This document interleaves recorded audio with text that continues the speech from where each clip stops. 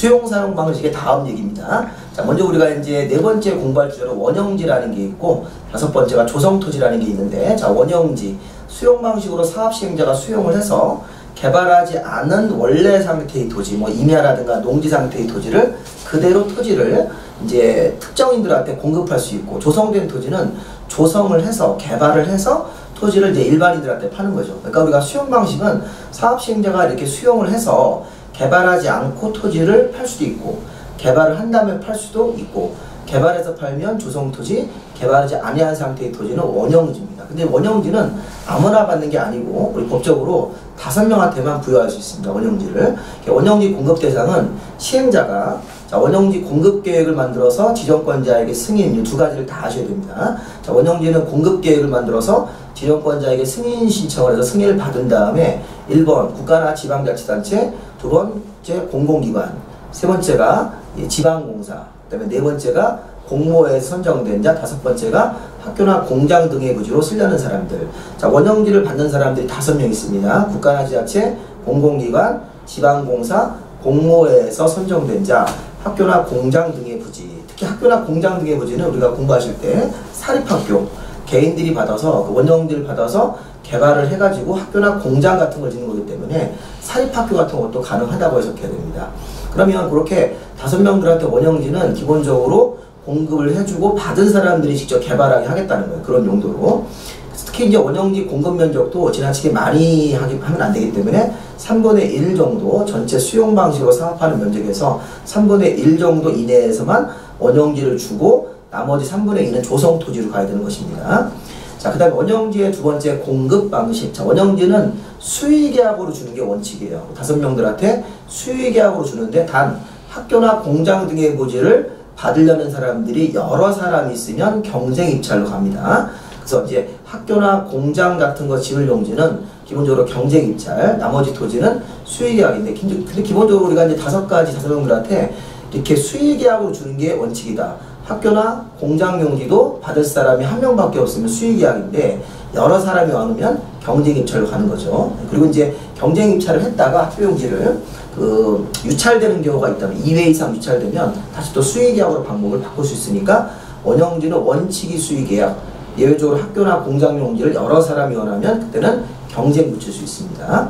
그 이제 원형지의 공급 가격은 기본적으로 싸게 주는 거죠. 자, 시험 문제 나왔었는데 일단 감정가는 아니고요. 감정가는 아니고 감정가에다가 기반시설 공사를 했으면 기반시설 공사비를 더한 금액 기준으로 협의해서 결정한다. 자, 원형지 공급 가격은 감정가에다가 기반시설 공사비 같은 걸 더하고 협의해서 결정을 하는 거죠. 그리고 이제 원형지는 매각 금지 규정도 하나 더 있습니다.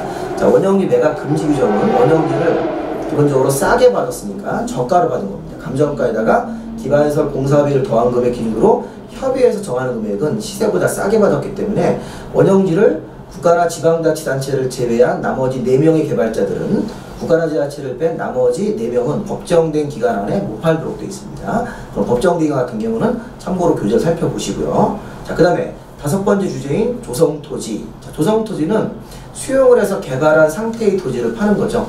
자, 조성토지는 자, 먼저 공급계획이라는 걸 만들어서 지정권자에게 제출하고 공급을 하는 거예요. 이때 주의할 점, 기출문제입니다. 승인은 받지 않습니다.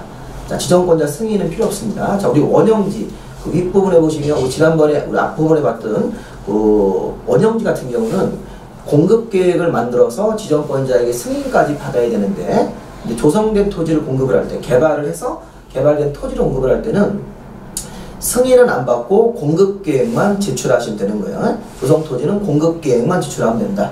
그리고 공급합니다. 자, 그 다음에 이제 조성된 토지는 공급 기준 같은 것들이 실시계획에 따라서 공급을 하고, 기본적으로 공급의 방식이 경쟁 입찰 방식입니다. 자, 조성된 토지를 개발해서 일반인들한테 경쟁 입찰을 파는 거예요. 아까 우리 원형지는 5명한테만 줬는데 경쟁 입찰로 파는 일반인들한테 파는 토지가 조성토지입니다.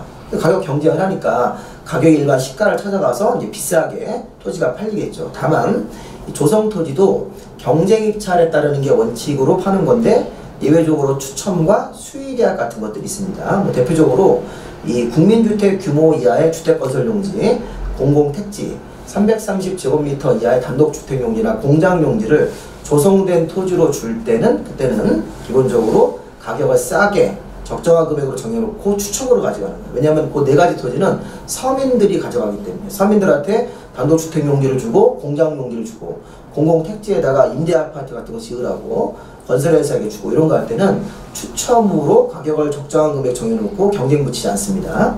자, 그 다음에 수의계약이라는 게 하나가 더 있는데 수의계약은 조성된 토지로 학교용지나 공공청사용지를 지라고 토지를 주고 또 토지상환채권 가지고 있는 사람들한테 상환하고 또 경쟁입찰이나 추첨이 2회 이상 유찰되고 그러면 그때는 조성된 토지도 수의계약으로 줄 수 있다는 겁니다. 주의할 점, 학교용지가 조성된 토지로 공급을 할 때는 수의계약이 가능한데 아까 우리 원형지 같은 거 할 때는 경쟁입찰로 가능했죠. 그 학교용지가 원형지에서는 어떻게 나오고 조성토지에서는 어떻게 나오는지를 잘 구별하시기 바랍니다. 원형지 할 때는 학교용지가 경쟁 들어갈 수 있고요. 여러 사람이 원하면. 근데 이 조성된 토지로 학교용지를 줄 때는 국가나 지방자치단체에게 주기 때문에 경쟁하지 않고 추첨도 아니고 수의계약으로 준다는 사실을 잘 좀 보시기 바랍니다. 학교나 공공청사용지는 수의계약 이렇게 조성토지일 때는 수의계약이 가능합니다. 그리고 이제 조성된 토지의 가격 평가는 감정가격으로 평가합니다. 다만 조성된 토지에 대해서 그 토지를 공급을 할 때 가격을 싸게 주는 게 하나 있어요. 감정가격으로 싸게 주는데 여기 보시면 학교나 폐기물 처리소를 지을 용지, 사회복지설 같은 걸 지을 용지는 조성된 토지 위에다가 학교를 짓고 공립학교 같은 거, 폐기물 처리소를 짓고 거기다 사회복지설 같은 걸 지을 때는 가격을 싸게 주는 경우가 가능하다는 거예요. 자, 이때는 이제 사회복지설에서 유료는 제외해야 됩니다. 무료로 운영하는 것만 가격을 조성토지로 감정가 이하로 싸게 주는 경우가 있다. 거기서 이제 공익적인 건물을 세우기 때문에 가격을 싸게 주는 것 여기까지 한번 읽어보시면 조성토지에 대한 핵심 내용들은 정리가 되신 것입니다.